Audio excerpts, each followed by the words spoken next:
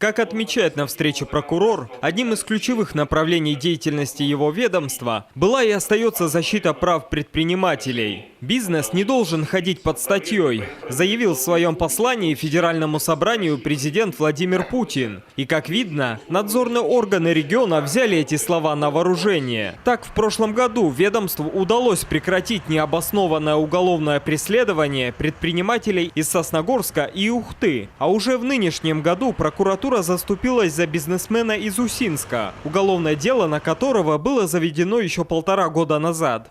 Единственный плюс в этих безобразиях – это то, что там никто не задерживался, не арестовывался, даже обвинений не предъявляли. И даже следователи, честно сказать, даже не знали, по какой толком статье они возбудили, что они хотели и зачем расследовать. Они даже так честно и признавались через 1,5 года, когда уже дело мы у себя изучали.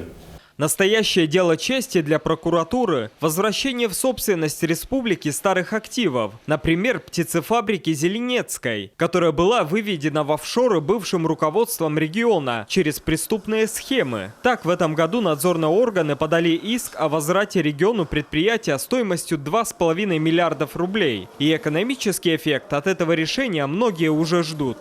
Возвращение в собственность республики таких значимых, успешных, эффективных предприятий, как птицефабрика Зеленецкая, особенно важно для нас.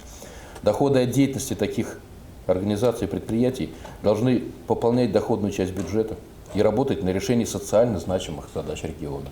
После громких уголовных дел брать по-крупному в коме, конечно, стали меньше. Но число особо тяжких преступлений коррупционной направленности за год все равно выросло почти в 1,5 раза. При этом каждое второе – это дача или получение взятки. Говорить о снятии с повестки дня вопроса борьбы с коррупцией пока еще рано. Павел Королев, Олег Жуковский, телеканал Юрган, Сыктывкар.